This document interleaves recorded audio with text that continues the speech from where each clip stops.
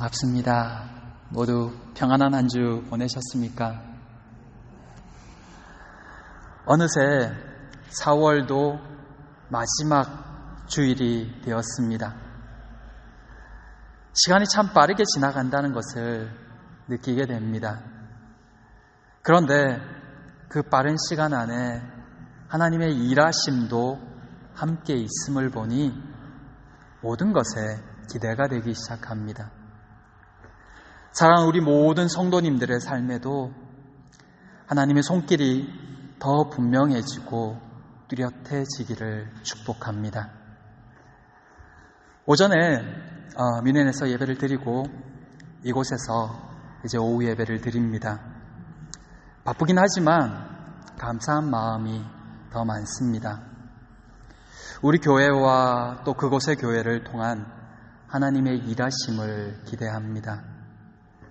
주님이 주신 복음의 소망 또 기대를 품고 이 한 해를 함께 달려나아갈 수 있기를 기도드립니다.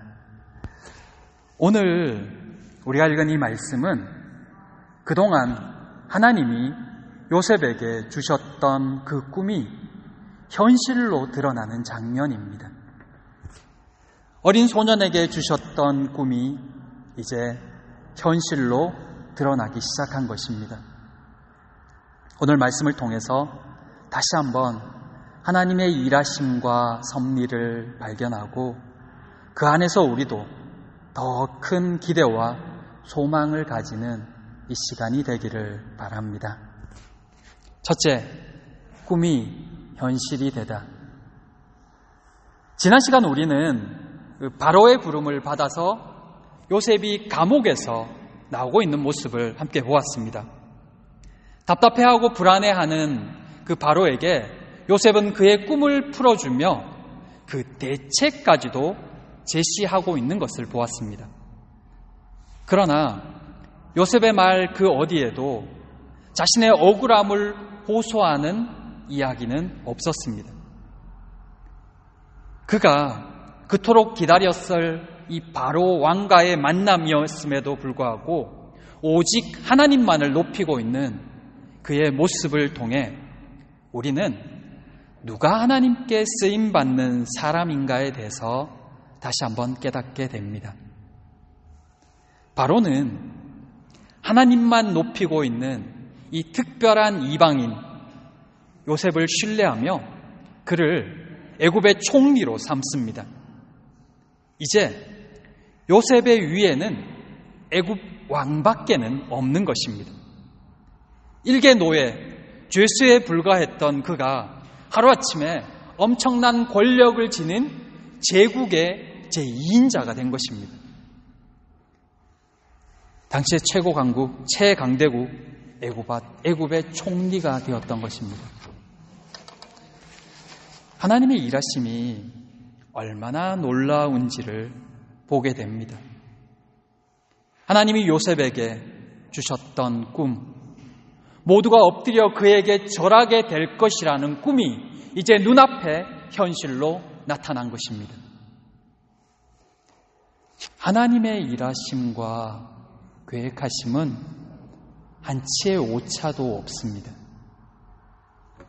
하나님께서 작정하셨던 일은 반드시 이루어집니다. 그것은 이제 믿음으로 받아들이면 될 뿐입니다. 그러나 그 과정이 그렇게 쉽지만은 않습니다. 하나님은 그 꿈을 이루시기 위해 요셉이 그 자리에 합당하도록 13년이라는 시간을 연단시키셨습니다. 보디발의 집에서는 노예였지만 또한 그 집의 살림살이를 책임지게 하셨고, 감옥에서는 죄수였지만 옥중 모든 상황을 살피는 자로 훈련받게 하셨습니다. 그 시간은 결코 만만하거나 쉬운 시간은 아니었지만 그 시간들을 통해서 애굽에서의 삶을 경험했고 또 실무를 통해서 전체를 관장하는 능력과 상황을 볼 줄 아는 안목과 지혜를 배웠던 것입니다. 그리고 마지막으로 하나님만을 의지하는 법을 배우며 2년을 보냈습니다. 그 모든 과정을 통과하고야 드디어 하나님의 손에 사용될 만한 준비된 그릇이 된 것입니다. 그리고 마침내 멋지게 사용되는 것입니다. 바로의 말은 사실이었습니다. 38절에 하나님의 영에 감동된 사람, 그가 바로 요셉이었던 것입니다. 반복적으로 말씀드렸듯이 하나님은 하나님의 자녀에 대한 큰 꿈을 가지고 계십니다. 그러나 모두가 그 꿈대로 쓰임받지는 못합니다. 그 꿈을 위해 대가를 지불한 사람, 하나님의 연단 과정에 합격한 사람만이 하나님의 꿈에 합당한 사람으로 쓰임받는 것입니다. 전지전능하신 하나님이 어떤 일을 하신다면 분명 못하실 일은 없습니다. 그럼에도 우리에 대해서만은 인내하십니다.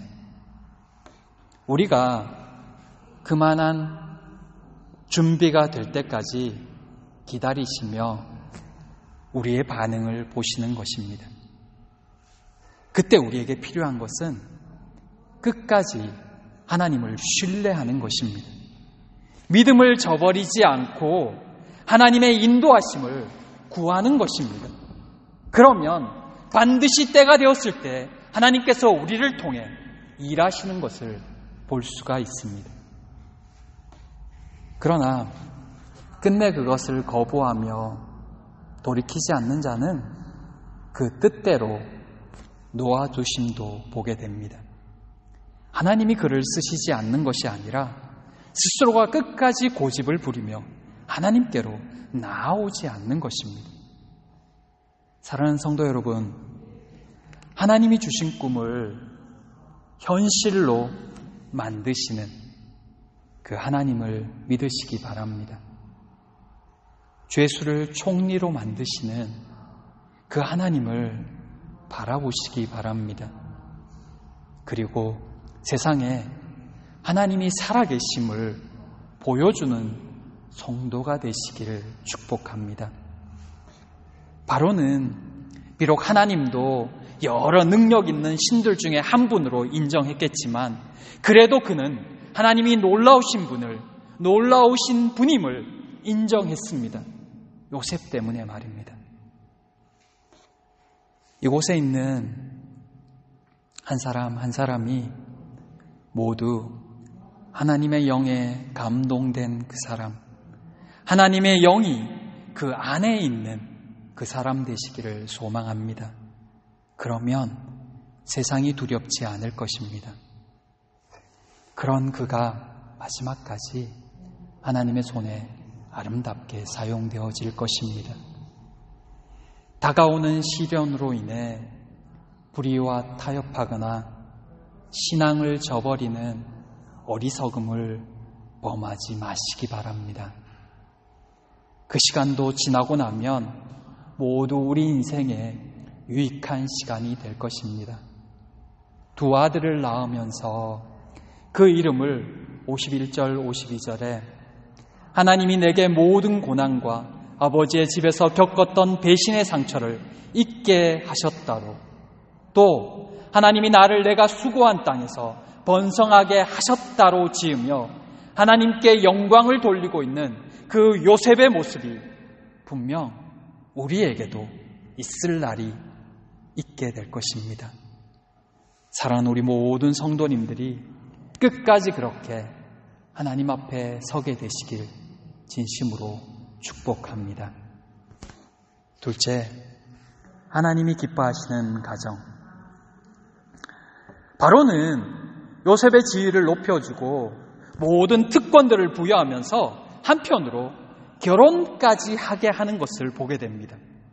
그의 배우자는 애굽인 온의 제사장 보디베라의 딸 아스낫이었습니다. 이 부분은 사실 생각하기에 따라서는 조금 개운치 않은 마음이 들기도 합니다. 하나님의 손에 사용된 사람이 하나님을 믿지 않는 그것도 이방신을 섬기는 제사장의 딸과 결혼했다는 것이 그렇게 좋아 보이지 않기 때문입니다. 아브라함은 아들 이삭을 이방 여인과 결혼시키지 않기 위해서 그 먼 곳까지 보내서 자기 친족의 딸과 결혼시켰습니다.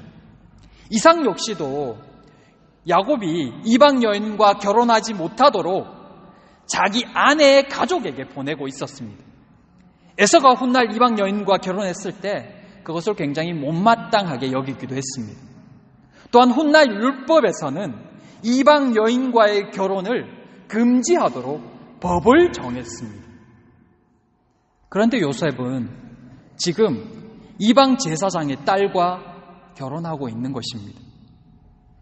이 부분에 대해서 깊이 생각해 볼 필요가 있습니다. 특히 청년들은요. 하나님께서 이방인과의 결혼을 금지시킨 것은 단순히 이 혈통적인 문제가 아니었습니다. 문제는 우상 숭배 문화였던 것입니다. 하나님은 우상을 섬기는 그들이 이스라엘 공동체 안에 들어와서 이스라엘도 우상을 섬기는 죄를 범하는 것을 막고자 했던 것입니다. 하지만 이방 여인이라도 하나님을 섬기기로 작정하고 이스라엘 공동체로 들어온 이들은 모두 공동체의 일원으로 받아주었습니다. 그 대표적인 여인이 여호수아 시대의 라합이었고 또 룻이었습니다. 믿음 안으로 들어온 이들을 받아주었다는 것입니다. 요셉의 결혼 역시 마찬가지입니다. 요셉은 지금까지 믿음으로 그 고난의 시간을 이겨왔습니다. 철저히 여호와 중심의 신앙을 지켰고 그것은 바로조차도 인정할 정도였습니다. 그러기에 결혼 후에도 그 믿음을 지키고 가정을 지킬 것을 알았기에 이방 여인과의 결혼을 하나님께서 허락해 주신 것입니다. 물론 그 자녀 므낫세와 에브라임도 이스라엘이라는 정체성을 지키게 했습니다. 사실 신앙이 다른 이와 함께 산다는 것이 그렇게 쉬운 것은 아닙니다. 그러니 하나님께서도 우상 문화 속에 있는 이방 사람들과 결혼하지 말라고 하셨던 것입니다. 그러나 전혀 불가능한 것은 아닙니다. 다만 요셉만큼 믿음을 강하게 해야 할 것입니다. 신앙은 영원한 생명의 문제가 달린 것이기에 사단도 마귀도 쉽게 그 한 영혼을 놓으려 하지 않습니다. 그러기에 치열한 영적 전투를 각오해야 합니다. 그만큼 더 하나님을 의지하고 믿음으로 나아가야 한다는 것입니다. 믿음으로 자녀를 양육함도 이와 같습니다. 더 하나님께 나아가고 더 기도하고 더 철저히 믿음 안에 굳게 서야 될 것입니다. 그래야 한 영혼, 특별히 사랑하는 가족을 구원할 수 있는 것입니다. 바라기는 모든 평안의 가정들이 믿음 안에서 더욱 강해지고 주님 안에서 평안하기를 축복합니다. 예수 그리스도가 주인 되는 가정을 이루고 한 신앙으로 주님 안에서 화목하게 되시기를 기도합니다. 셋째, 꿈을 이루는 것이 전부가 아닙니다. 바로는 요셉을 총리로 삼고 모든 권력을 주었으며 사브낫 바네아라는 이름까지도 지어줍니다. 그 뜻은 신이 말씀하시며 살아계신다는 의미입니다. 그런데 그 이름은 바꿔 말하면 바로가 요셉의 운명을 요셉에게 맡기고 있다는 것을 또한 보여줍니다. 요셉이 이 일을 해야 된다는 것입니다. 그것이 바로가 요셉을 총리로 세운 첫 번째 이유였던 것입니다. 죄수였던 그가 일국의 총리가 되고 심지어 그의 허락 없이는 누구도 함부로 수족을 놀리지 못할 만큼 막강한 권력을 가지게 되었다는 것은 참 놀라운 일이 아닐 수 없습니다. 그는 그가 가질 수 있는 최고의 권력, 최고의 힘을 가진 것입니다. 많은 이들이 이렇게 되기를 갈망합니다.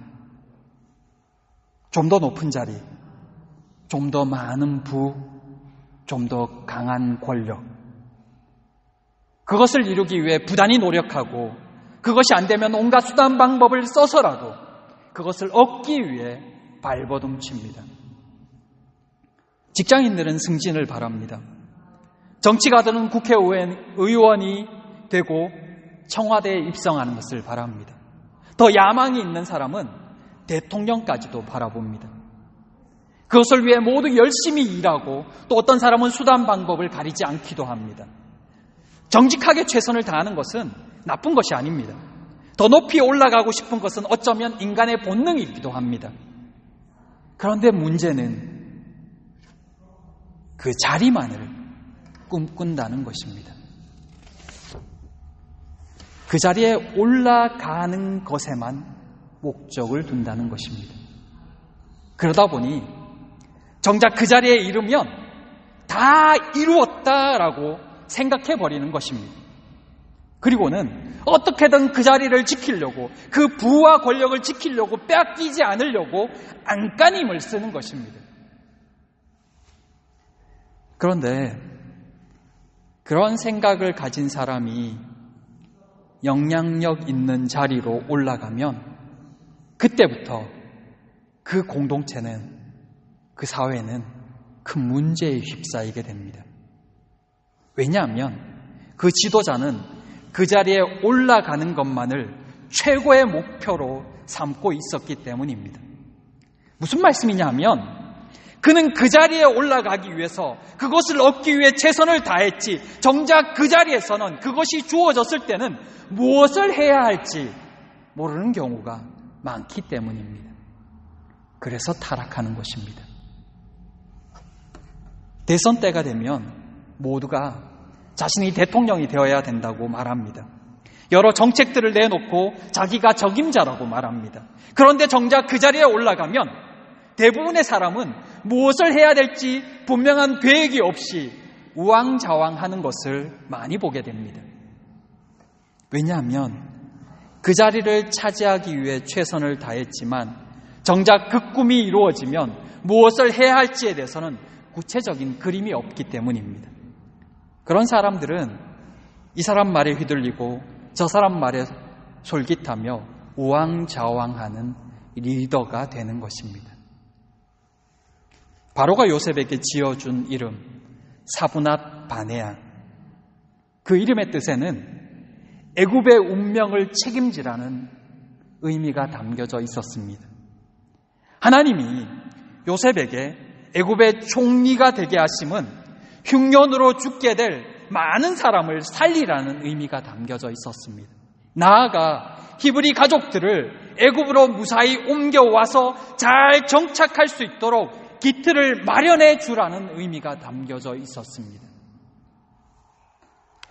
하나님께서 요셉에게 그 자리를 주신 것은 그만한 이유가 있었다는 것입니다. 그가 그 자리에서 해야 될 일이 있었기 때문에 그 자리에 앉히셨다는 것입니다. 이것은 우리에게도 굉장히 중요한 이야기입니다. 우리가 꿈꾸는 것은 무엇입니까? 그 꿈은 무엇을 위한 꿈입니까? 하나님께서 그 꿈을 들어주셨을 때 여러분은 무엇을 하기를 원하십니까? 그 꿈이 하나님 안에서의 꿈이 되어야 됩니다. 물질을 구하던, 높은 자리를 원하던, 그 어떤 것을 소망하든 간에 그 꿈이 이루어진 그 다음을 준비하고 있어야 합니다. 아니, 그 일을 하기 위해서 그 자리와 또 필요한 것을 구해야 합니다. 특별히 신앙인다운 꿈을 이루기 위해서 말입니다. 분명히 하나님은 요셉에게 주신 꿈을 현실로 만들어 주셨습니다. 그런데 그것이 끝이 아니었습니다. 그것을 통해 더 큰 계획하심을 가지고 계셨다는 것입니다. 요셉은 그 현실에서 자신이 무엇을 해야 할지를 알고 지금 그것을 하고 있는 것입니다. 나라를 살피고 흉년을 대비해서 무엇을 해야 할지 구체적으로 계획을 세우는 것입니다. 그것을 위해 그가 총리가 되었으니 말입니다. 하나님이 여러분에게 바라는 것이 무엇입니까? 하나님 안에서 비전을 발견하셨습니까? 여러분이 바라는 것은 무엇입니까? 무엇을 하기 원하십니까? 그리고 그것을 하기 위해 지금 무엇이 필요하십니까? 차근차근 여러분이 지금 소망하고 있는 바를 살펴보시기 바랍니다. 그리고 그것을 위해 필요한 것을 구하시기 바랍니다. 그것이 하나님 안에서 소망하는 바라면 하나님께서 그 기도를 들어주실 것입니다. 말씀하실 것입니다.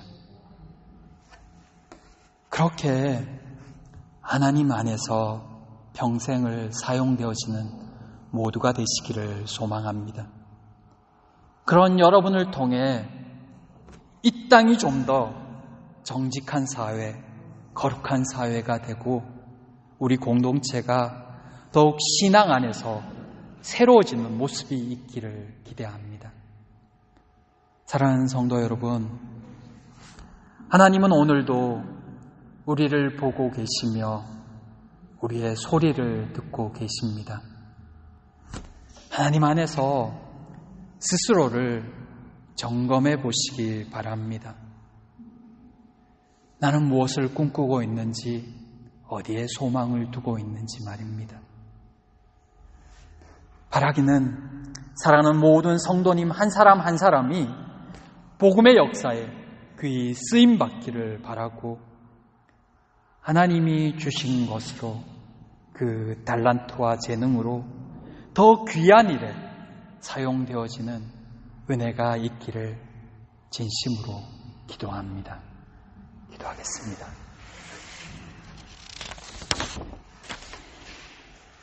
사랑과 은혜의 하나님, 하나님이 주신 꿈이 현실이 되는 것을 보았습니다. 그 현실이 또 다른 꿈으로 이어지는 것도 보았습니다. 평안의 가족들 모두도 하나님 안에서 꿈꾸게 하시고 그 꿈이 현실이 됨을 보게도 하여 주시옵소서. 특별히 하나님 나라에 사용되는 일꾼들 되게 하여 주시옵소서.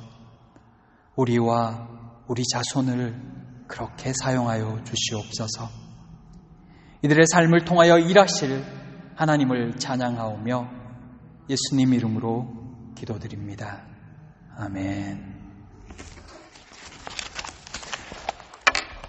이 시간 찬송가 442장